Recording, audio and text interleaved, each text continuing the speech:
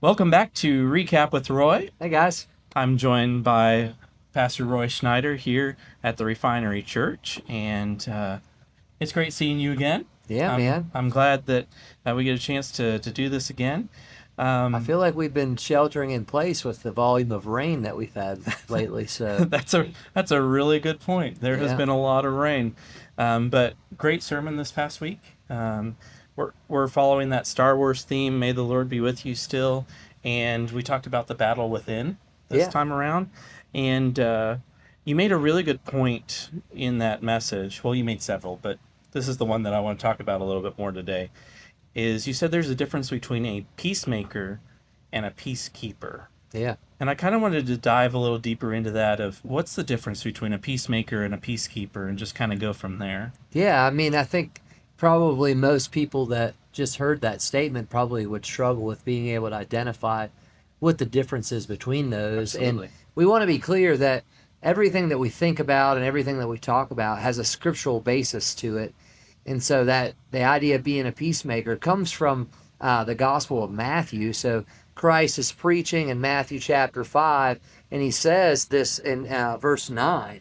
He says that blessed are the peacemakers, for they shall be called sons of God. And so we also see that principle written throughout the New Testament. In the book of Romans, chapter 12, he says something along the lines, if it be possible, so far as it depends on you, live peaceably among the brethren or among everyone. And then in Hebrews, he says, make every effort to live at peace Yeah. with everyone and to be holy. Without holiness no one will see the Lord. And then I love what James says, which James is the half brother of Jesus. He Mm-hmm. says something along the lines of like, peacemakers who sow in peace reap a harvest of righteousness. So the idea is that in all three of these passages, plus the one that Christ discussed, is that peace takes effort to make. It's Sure. not something that just exists naturally. Mm-hmm. And if you look at the world around us, you know that to be true, right? Absolutely. Absolutely. So why then is it, and I'll ask you a question before we dive into the Sure. differentiation between the two. Why do you think people, and if you're at home, I want you to think about this question too. Why do you think people think that we can just keep peace by being silent? Well, I think that's a really good question because, when you're thinking about keeping peace, there's always this unsaid piece where it's like, okay, I'm not going to say anything because everyone's entitled to their own opinions. That's good. And Which is true. Everyone is I mean, entitled to their own they opinion. are, Doesn't make but them but right, there's a but difference between being in agreement with someone and still disagreeing with them, but still being willing to make peace with them. absolutely. Because we live in a world that, unfortunately, it's, well, my opinion's the only opinion, and you can't tell me anything different in a Yeah. lot of cases. And it's grown in in our culture a little bit to where we would rather start fights or leave the whole conversation. And Yeah. I think that's peacekeeping in my perspective, Yeah. is just leaving the conversation and not saying anything rather than having a civil conversation, and one that we can both come to some sort of conclusion on, whether that be we don't agree or whether that be, hey, your perspective is something that I would take to in account. Absolutely. And I think so you said something that I think will be a great starting point for comparing and contrasting like what is a peacemaker versus what is a peacekeeper. And peacekeepers, or the peacekeeper mentality, because I don't really believe you can keep peace, Right. but the peacekeeper mentality says let's just avoid it, Hmm. right? Let's, Yeah. use whatever cultural phrase you want to use, sweep it under a rug, act like it didn't happen, Right. right? So peacekeepers, or people that think they're keeping peace, Hmm. they just avoid conflict altogether. And I want to be clear, if you try to avoid conflict, you will be highly unsuccessful, because Sure. especially if you're striving to be a leader in any capacity and to do anything well, you're going to run into conflict, because we know that people throw rocks at things that shine, right? Sure. And so every one of us is gifted by God with a certain capability or a certain skill set, and then a certain spiritual gift or gifts that we are designed to use and to use them well. And as we step into the role to do those things, I can guarantee you that we're going to run into conflict, whether it's interpersonal conflict or intrapersonal conflict. And people are going to come against us because they're not going to understand our gifts or they're not going to understand our talents. And maybe they do or they don't understand them, but they just don't like the way we're using them. Sure. I think that's good. And I want to make sure that I'm not trying to say that that we should always argue with people No. either, because I think that's something completely different. But I Well, think that's unhealthy conflict, right, right? exactly. But I think that sometimes our response to conflict is, well, I'm just going to let this happen.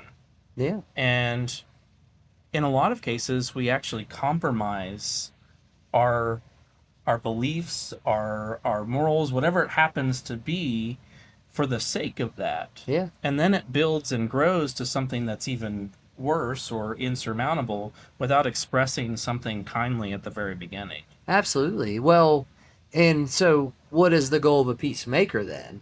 If a peacekeeper loves to avoid conflict because they think that that's how we keep peace, a Sure. peacemaker says, I want to resolve conflict.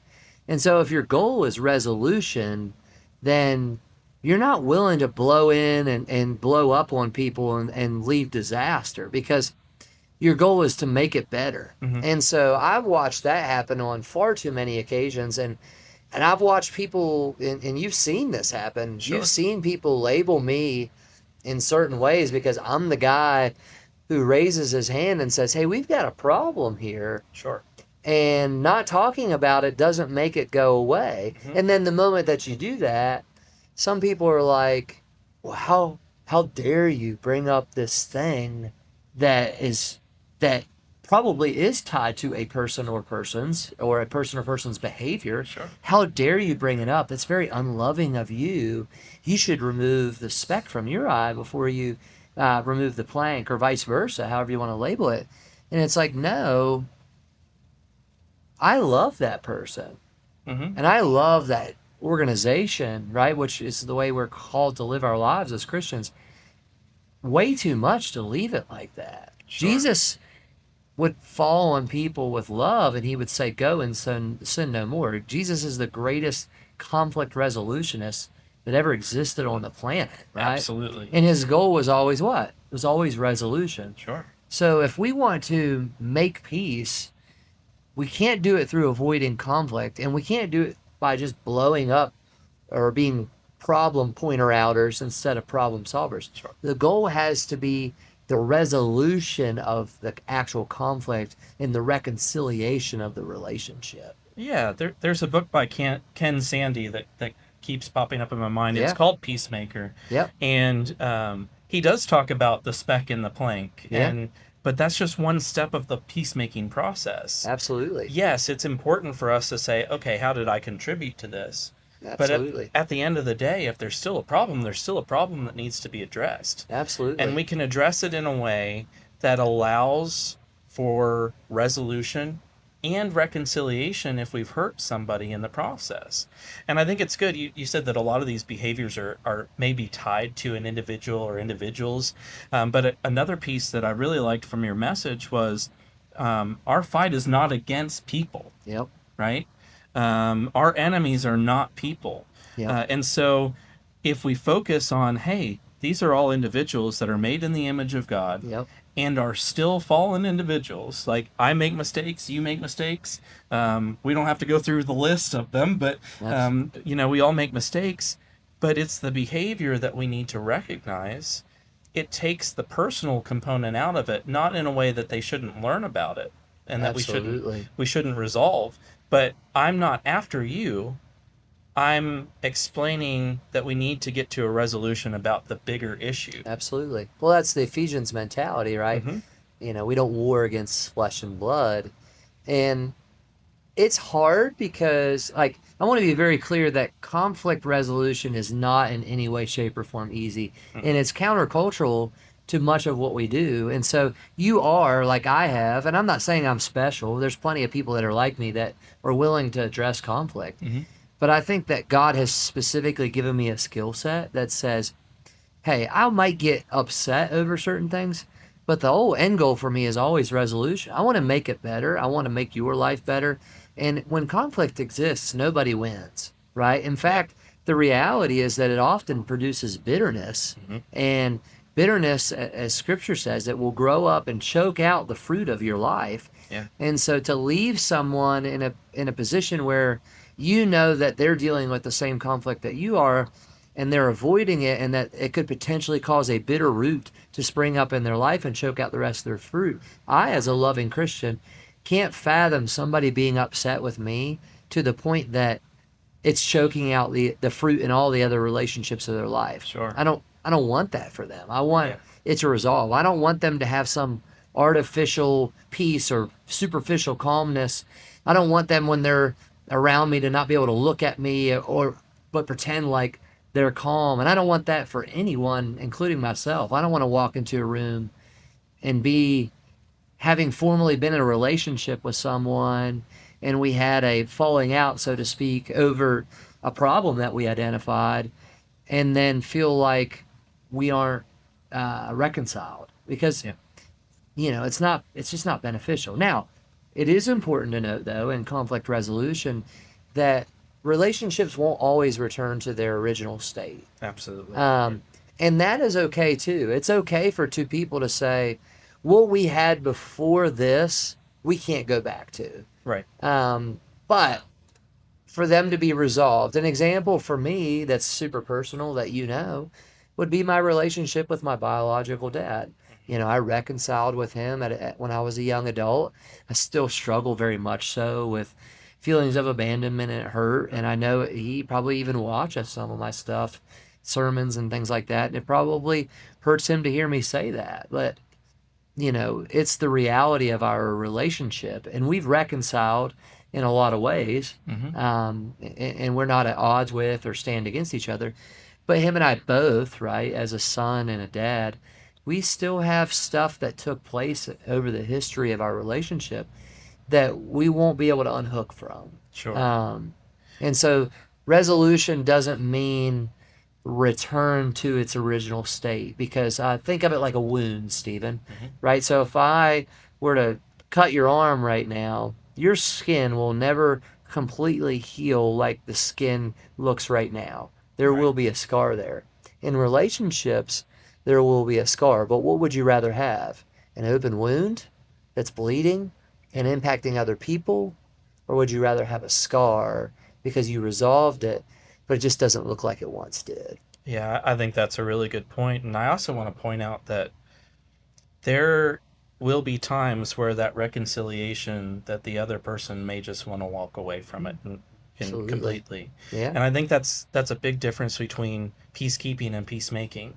Peacekeeping, you're walking away from the situation. Yes. Peacemaking is having that reconciliation to the point that maybe you do need to go separate ways at Hmm. times. Yeah. And that It's gets Paul and really Barnabas. absolutely, it gets really difficult. But it's important because you know why Hmm. this is happening at this point instead of just ignoring the issue and then never talking about it Well, again. and I think you can go forward with real peace, right? Absolutely. Because I can live at peace with knowing that I lost a friend over, and when I say I lost a friend, I I lost a close friendship over, for me anyway, something that is associated with advancing the kingdom. Hmm. I'm a church planner. That's my goal in life. My goal is to reach one more person, equip one more family, empower our communities wherever Right. God calls us to go.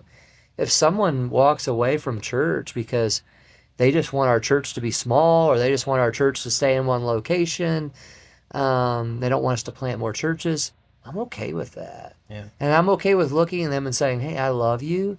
Hey, it's okay if you're not bought into this big of a vision. It's okay if you like smaller churches, right? Because small church, big church, in between church, it's not the goal for us. We're not trying to plant mega churches and just gather thousands of people. We're just trying to reach one more person. Sure. And there have to be moments in your life where you're just okay with realizing that you and that particular person are on a different page and that you're not going to be able to exist in your current state any longer. And so you part ways. And so if people probably didn't know what I meant when I said Paul and Barnabas, but That's what happened in Scripture, right? And I Sure. believe, was it John Mark that was Barnabas's cousin, I Hmm. think. And if I'm wrong on that, I promise, or I apologize. I'm shooting from the hip here. Yeah. But I believe it was John Mark who Paul had worked with, and Paul kind of saw him as a lazy guy.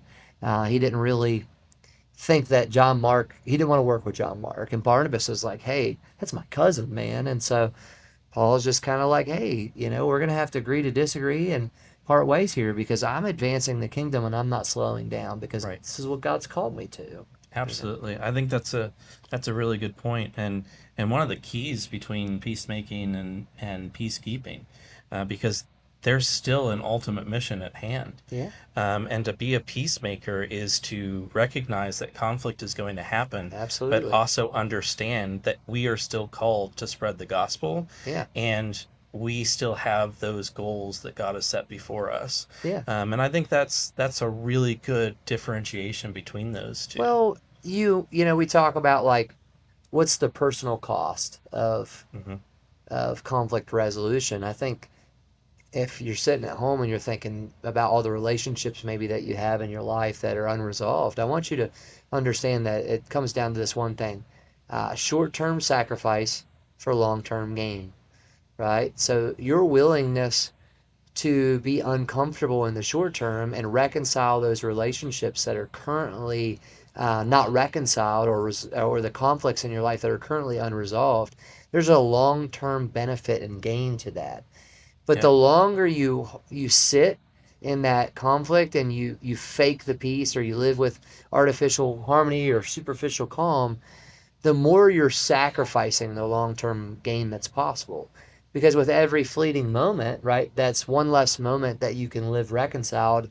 Yeah. And I think most people, if we go back to like anxiety, if we go cultural here, I Hmm. think there's a lot of factors that feed our anxiety disorders in our culture today. Sure. We always want to talk about screens and those obvious things associated with technology, and the noise in which we live. But I think there's one thing that I think Scripture talks a little bit about. Jesus says, as we get into the last days or the end of times, if you will, that families will be divided, Hmm. especially over the way that they serve Christ and their kingdom mindset. Sure. And I think one of the things that we're called to do, though, in that division, if you will, is be willing to wade into the water of conflict resolution. Right. And I think that part of the reason why so many people struggle with anxiety is there are so many factors that are feeding it, and they're unwilling to address any of them. They won't Yeah. limit their screen time. They won't limit their video game time. They won't resolve any conflicts. Sure. They are lethargic spiritually, Hmm. lethargic physically, and when you're lethargic and you live with unresolved circumstances or conflict, you can guarantee that anxiety is going to wax worse. Absolutely. Absolutely. Uh, Great words. I think I want to end on this question, and I know we always come back to it, but it's important, right? And it's more of a comment than a question, but I'll let you weigh in on it. Um, Peacemakers, their communities are different, Mm-hmm. because if you are a peacekeeper and that resentment comes, and then that anger comes, and then that hatred comes.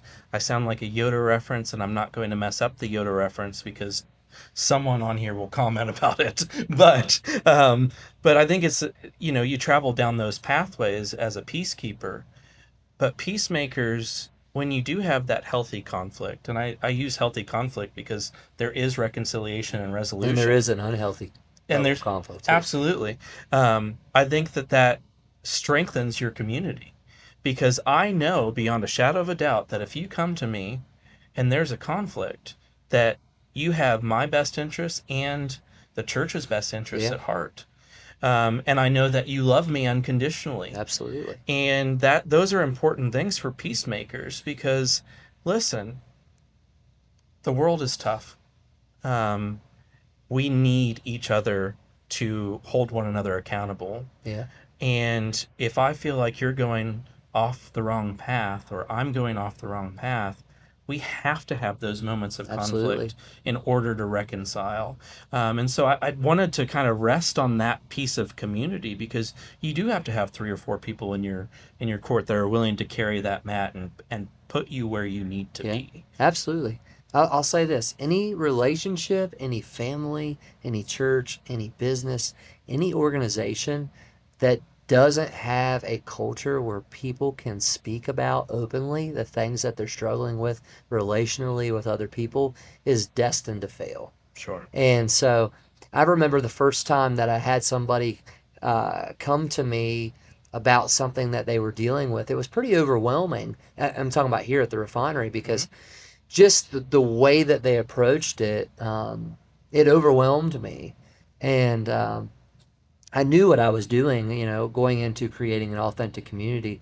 I understood the challenges with it, and they were able to speak freely to me. And someone else witnessed it, and they said, I can't believe that you would let that happen. And I laughed. And I said, that's what's supposed to happen. And you could see the look on their face. They're like, well, I've never been able to talk to anybody like that before. I said, it's a great privilege to be a leader and know that people love and trust you enough that they'll be willing to come to your office, to come sit in the cab of your truck, insert whatever situation or circumstance you may be in where they're struggling and they feel the freedom to sit down at the table with you and talk about the things that they're feeling, both about the culture and also about your role within it. And Right. so it can be overwhelming if you're a leader and you're watching this, or you're just a parent or a husband or wife, and you're thinking about, trying to cultivate a culture where conflict resolution is a part of the framework. You have to be willing to let people speak freely.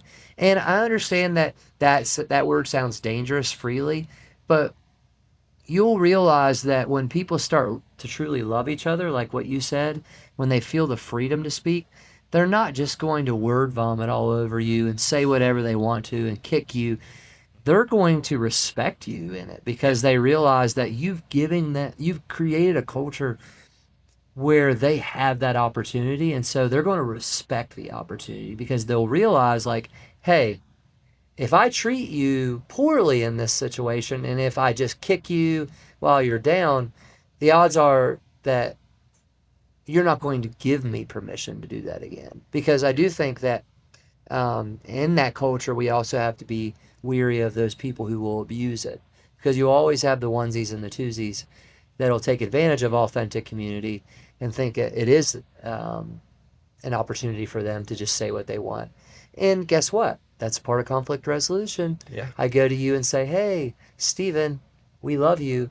You don't get to just say what you want, right? You don't get to Yep. just say whatever comes into your frontal lobe. Yeah. We Absolutely. expect you to treat people with love and respect here while also pointing out the problem that needs solved Yeah. by also presenting us with solutions to solve it. Yeah. That's awesome. Couldn't have said it better myself.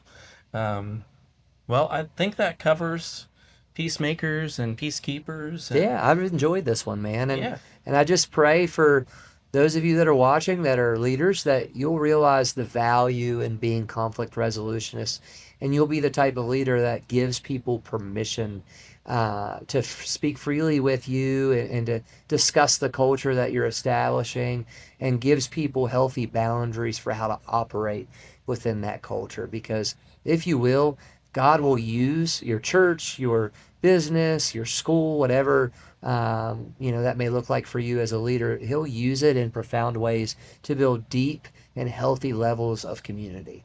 Yep. Fantastic. And as always, if you'd like to come see the last part of our May the Lord Be With You Yep. series, that's coming up on Sunday. We have breakfast and coffee at 10 a.m. And it's And Fifth Sunday Fellowship, so yep, two meals yep. in the same day. So we have worship in the Word at 10:45, and immediately after that is the Fifth Sunday Fellowship meal. So you're welcome to join us for that. But until then, we'll see you next time. Hi, guys. 24 minutes. That's my guess.